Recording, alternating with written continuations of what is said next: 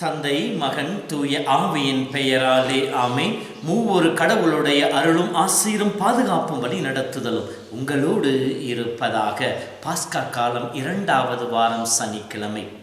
இயேசுவில் என் அன்பு சொந்தங்களே, மாதத்தின் முதல் சனிக்கிழமை, மாசற்ற மரியாள் இதயத்திற்கு ஒப்பு கொடுக்கப்பட்ட நாள். மரியாளை போல நம்முடைய இதயத்தையும் மாசற்றதாக வைத்துக்கொள்ள முயற்சிப்போம். இயேசு தங்கி வசிக்கின்ற இல்லமாக நம்முடைய உள்ளத்தை மாற்றுவோம். இயேசுவோடு இணைந்து அவர்களை மகிழ்ந்திருக்கின்ற, அவர் சொற்படி நடந்து அவரை மகிமைப்படுத்துகின்ற மக்களாக வாழ அன்னை மரியின் வழியாக ஆண்டவரை நோக்கி மன்றாடுவோம். தாய் மரியே, உம்மை போல நாங்களும் இயேசுவை எங்கள் உள்ளத்திலே இருத்தி அவருடைய ஆலயமாக நாங்கள் மாறிட எங்களுக்காக பரிந்து பேசும் என்று சொல்லி தாய் மரியை நோக்கி மன்றாடுவோம். அன்பு சொந்தங்களே, நாம் கிறிஸ்தவர்கள், கிறிஸ்துவை ஏற்றுக்கொண்டவர்கள், கிறிஸ்துவின் அன்பர்களாக, கிறிஸ்துவின் நண்பர்களாக, சீடர்களாக வாழ அழைக்கப்பட்டவர்கள். அப்படி என்றால் கிறிஸ்து இயேசுவின் மனநிலை நம்மிலே இருக்க வேண்டாமா? நம்முடைய கிறிஸ்துவ வாழ்வை சிறிது அலசி பார்ப்போம். 2 வாட்ஸ்அப் வீடியோக்களை நான் பார்த்தேன். முதலாவதாக ஏறக்குறைய 50-60களிலே கிறிஸ்தவர்கள் அரசை சந்தித்து ஒரு அனுமதி கேட்கின்றார்கள்.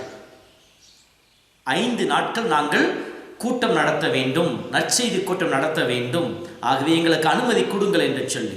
அப்பொழுது அரசாங்கம் சொல்கிறது, 5 நாட்களுக்கு நாம் தர முடியாது, 1 நாட்களுக்கு தருகிறோம், அதை பார்த்துவிட்டு 1 நாளோ 2 நாளோ சேர்த்தி கொடுக்கிறோம் என்று சொன்னார்களாம். ஏற்றுக்கொண்டு முதல் நாள் கூட்டம் காலையில் ஆரம்பித்தது, மாலை நிறைவுற்றது. அந்த கூட்டத்தை அந்த முதலமைச்சர் பார்க்கின்றார். பார்த்துவிட்டு அன்று மாலையிலே அந்த கூட்டத்தை நடத்தியவர்கள் போய் கேட்கின்றார்கள், இன்னும் எங்களுக்கு நாட்களை சேர்த்து கொடுங்க என்று சொல்லுகின்ற பொழுது அன்றைய அரசு சொன்னதாம், 1 நாள் அல்ல, 1 வாரம் அல்ல, 10 நாட்கள் நீங்கள் நடத்தி கொள்ளுங்கள் என்று சொல்லி. அப்படி சொல்லிவிட்டு அன்றைய முதல்வர் மற்றொரு இடத்திற்கு ஒரு கூட்டத்திற்கு செல்லுகின்ற பொழுது அங்கே இதை பற்றி சொன்னாராம். கிறிஸ்தவர்கள் எல்லோரும் ஒன்றாக அமர்ந்திருந்தார்கள், எல்லோரும் ஒன்றாக உணவருந்தினார்கள், அவர்களிடையே எந்த வேறுபாடும் இல்லை, உயர்ந்தவன் தாழ்ந்தவன் என்கின்ற பாகுபாடு இல்லாமல் இருக்கின்றார்கள் என்று சொல்லி கிறிஸ்தவர்களை மதித்ததாக ஒரு செய்தி. சற்று நாட்களுக்கு மற்றொரு செய்தியும் நாம் படித்திருப்போம், பார்த்திருப்போம். ஒரே திருச்சபையை சேர்ந்த, ஒரே பங்கு தளத்தை சார்ந்த 2 பிரிவினர் தங்களுக்குள்ளே ஒரு போட்டியோடு செயல்பட்டு கொண்டிருக்கின்றார்கள். பங்கு பாதுகாவலருடைய தேரானது இந்த வீதிக்குள் செல்லக்கூடாது, எனில் அவர்கள் தாழ்த்தப்பட்டவர்கள், அவர்கள் உயர்ந்தவர்கள் அல்ல என்கின்ற அந்த வேறுபாடு. எனவே அரசாங்கம் தலையிட்டு அந்த தேர் திருவிழாவை நிறுத்தி வைத்ததாக மற்றொரு செய்தி. அன்பு சொந்தங்களே, நாம் கிறிஸ்தவர்கள் தான். நம்முடைய வாழ்வு எப்படிப்பட்டதாக இருக்கின்றது? வெறும் பெயரளவு கிறிஸ்தவர்களா? இதோ இன்றைய முதல் வாசகமும் நமக்கு அதற்கு ஒரு உதாரணமாக இருக்கின்றது. இது இன்றோ நேற்றோ இருக்கின்ற பிரச்சனை அல்ல. இயேசு இறந்து உயிர்த்தெழுந்த பிற்பாடு ஆதி திருச்சபையிலே துவக்கத்திலே நன்றாகத்தான் அவர்கள் வளர்ந்தார்கள்.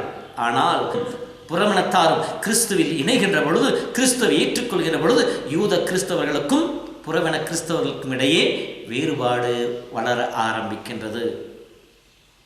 எபிரேய மொழி பேசுவோருக்கும் கிரேக்க மொழி பேசுவோருக்கும் இடையே வேறுபாடு ஏற்பட ஆரம்பிக்கின்றது.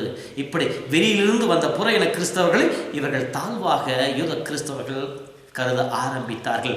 வேறுபாடு முளைக்க ஆரம்பிக்கின்றது. இந்த வேறுபாடுகளை அறிந்து கொண்ட அந்த திருத்தூதர்கள் உடனே அதை களைய முற்படுகின்றார்கள்.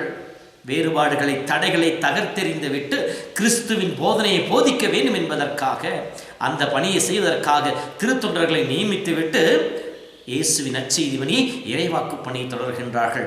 அன்பு சகோதரமே, நம்முடைய திருச்சபையை எடுத்துக்கொள்ளுவோம். திருச்சபையில் இருக்கின்ற உயர்மட்டத்திலிருந்து கீழ் வரை இந்த ஜாதியும் மற்ற எல்லா வேறுபாடுகளும் வேரூன்றி இருக்கின்றனவே. நாம் எப்போது கிறிஸ்துவை ஏற்றுக்கொண்டு கிறிஸ்தவர்களாக மாறப்போகின்றோம். பவுல் சொல்கின்றார், இயேசுவை ஏற்றுக்கொண்டவர்கள், கிறிஸ்து இணைந்தவர்கள், கிரேக்கர் என்றோ யூதர் என்றோ இல்லை, அடிமை என்றோ உரிமை குடிமகன் என்றோ இல்லை, ஆண் என்றோ பெண் என்றோ இல்லை, எல்லோரும் ஒரே குடும்பமாக வாழ்வோம் என்று சொன்னாரே. அப்படி என்றால் நாம் உண்மையிலேயே இயேசுவை ஏற்று அறிக்கிறவர்களாக வாழ்ந்து கொண்டிருக்கின்றோமா? எத்தனை வேறுபாடுகள் நம்முடைய மத நம்பிக்கைகளிலே, எத்தனை வேறுபாடுகள் நம்முடைய அன்றாட வாழ்வின் செயல்முறைகளிலே. வேறுபாடுகளை கலைந்தெறியாவிடில், வேறுபாடுகளை முழுமையாக அகற்றாவிடில் நிச்சயமாக நம்முடைய திருச்சபை வளராது. அது திருச்சபை வளர்ந்தது. அந்த வேறுபாடுகளை கலைந்தெறிந்தார்கள். இருப்பவன் இல்லாதவன் என்கின்ற எந்த வேறுபாடும் இல்லாமல் எல்லோரும் ஒன்றாக வாழ்ந்தார்கள். எனவே திருச்சபை வளர்ந்தது. இன்றும் திருச்சபை வளர வேண்டுமெனில், இறையரசு கட்டி எழுப்பப்பட வேண்டுமெனில் நம்மிடம் இருக்கின்ற வேறுபாடுகள், வேற்றுமைகள் கலைந்தெறியப்பட வேண்டும். நம்மிடம் இருக்கின்ற இருப்பவன் இல்லாதவன், உயர்ந்தவன் தாழ்ந்தவன், எனக்கு வேண்டியவன் வேண்டாதவன், என்னை சார்ந்தவன் என்னை சாராதவன் என்கின்ற இந்த வேறுபாடுகள் எப்போது கலைந்தெறிகின்றோமோ அப்பொழுது மட்டுமே நாம் போதிக்கின்ற போதனை உண்மையுள்ளதாக சத்தியமாக மாறும். நாம் அதன் வழியாக திருச்சபை நாம் கட்டி எழுப்புவோம், திருச்சபையும் வளர்ந்தோங்கும். ஏனெனில் வெளியில் இருக்கின்ற அதே வேறுபாடுகள் நம்மத்தில் இருக்கின்றது என்றால் நாம் என்ன சாதித்து விட்டோம்? நாம் கிறிஸ்தவ என்பதிலே எப்படி பெருமை கொள்ள முடியும்? சிந்திப்போம் சகோதரமே. இன்றைய முதல் வாசகமானது நமக்கு ஒரு சவுக்கடி கொடுப்பதை போல இருக்கின்றது. நம்மிடம் இருக்கின்ற வேறுபாடுகள், நான் கிறிஸ்தவன் என்று சொல்லிக் கொள்கின்ற பொழுது கிறிஸ்தவன் கிறிஸ்தவன் மட்டும்தான். வேறு எந்த வேறுபாடுக்கும், வேறு எந்த ஒரு பிரிவினைக்கும் அங்கே இடம் இல்லை என்பதை எப்போது உணர்கின்றோம், எப்போது உணரப்போகின்றோம், எப்போது அதை வாழ்க்கையாக மாற்றப் போகின்றோம்? சிந்திப்போம். யோவான் 17 இயேசு அழகாக ஜெபிப்பார், தந்தாய் நீயும் நானும் ஒன்றாய் இருப்பதை போல இவர்களும் ஒன்றாய் இருப்பார்களாக. இயேசுவின் ஜெபம் செயலாக மாறட்டும். ஒரே உள்ளத்தோடு இயேசு துதிக்கின்ற மக்களாக மாறுவோம். கடவுள் நம்மை ஆசீர்வதிப்பாராக. நம் செயலால் கடவுள் பெயர் மகிமைப்படுத்தப்படுவதாக. ஆண்டவர் உங்களோடு இருப்பாராக. எல்லாம் வல்ல இறைவன் தந்தை, மகன், தூய ஆவி உங்களை உங்கள் குடும்பத்தையும் நிறைவாய் ஆசீர்வதிப்பாராக. ஆமென். நீங்கள் என் சாட்சிகள், வாழ்வினில் காட்டுங்கள்.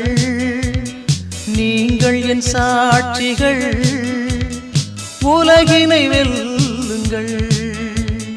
அல்லேலூயா அல்லேலூயா அல்லேலூயா அல்லேலூயா அல்லேலூயா அல்லேலூயா அல்லேலூயா அல்லேலூயா.